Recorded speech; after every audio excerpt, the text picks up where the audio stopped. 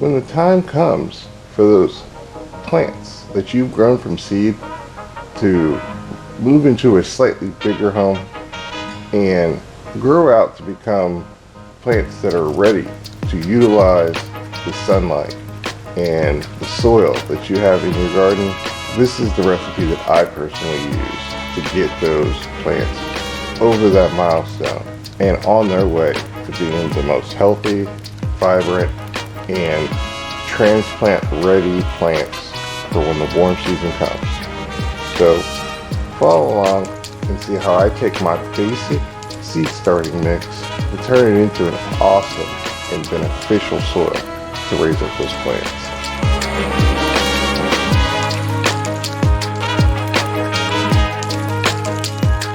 Hey guys, it's your boy Big Wheel Dog 82 in the soil. And like I mentioned in the opening intro, today we're revisiting my simple seed starting mix and seeing what we need to do to dial that in to make what I call my secret weapon when it comes to making robust, transplant-ready plants for when the warm season finally kicks off. Now, I don't want to brag, and I really am not, but having my own amendments is probably the biggest win when it comes to trying to nurse plants from tiny little things that are just, ready to grow and become the produce that we all want, but still need that indoor time to develop into those plants. So for me, not only is it a cost savings, I'm able to sit and have active input into the plants that I'm cultivating. And at the end of the day, when I have nice, luscious plants or big fruits or just tasty produce, that's more of the credit I can take personally to say, hey, I was an active participant. Not saying that gardening is not an active participation, because it is. There's work involved, it's intentional. You don't wind up with an awesome garden by accident, mostly. I can say, I remember how long it took for that container of worm castings. I remember having to go collect all the leaves from my leaf mold. So those are two big components that add nutrition to the soil while they're inside growing. And I'm getting ready to show you exactly how I get there and how much of each of those components I add to my soil mix to get my plants to be the perfect plants that I know they can be. So let's go ahead and start with amendments, okay? The first thing, I've already said two of them, really. So the first one is worm castings. If you've seen my previous videos, you've then seen the used to be one bin, but now I've got two bins. On the way to 3 bins, which a video is coming out on that here soon too, of how to set up a simple worm bin so that you guys can benefit from it just like I am. The worm castings are an important building block, I'm calling it. Some people think of it as a fertilizer, which is not really that. It's more of just an amendment, but it's a powerful amendment. And while you can buy worm castings at the store, I come to find they're not as nutrient packed, they're not alive like a home worm bin and its castings is. In my castings, there's springtails still, there's some mites that help to decay matter, not too many, just enough, but then there's all the bacteria that are in there that are also breaking down the stuff. So you don't really get that in store-bought castings.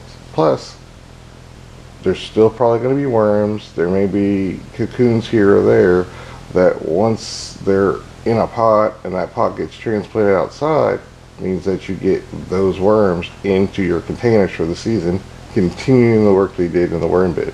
The second one are leaf mold. Leaf mold is an unsung hero. You can accidentally make leaf mold.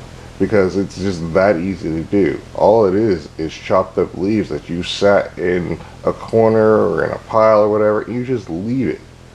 It takes, if you chop it up, maybe 1 year, but it could take as much as 2 years before you get an actual decent quality leaf mold. But even after 1 year, if it's not fully broken down, you can use it as mulch and it'll break down and do the same job then as it would in the application that I use it for. If you haven't seen, I did a bioassay, and part of that testing was to check to see if certain amendments were safe enough to go out to the garden.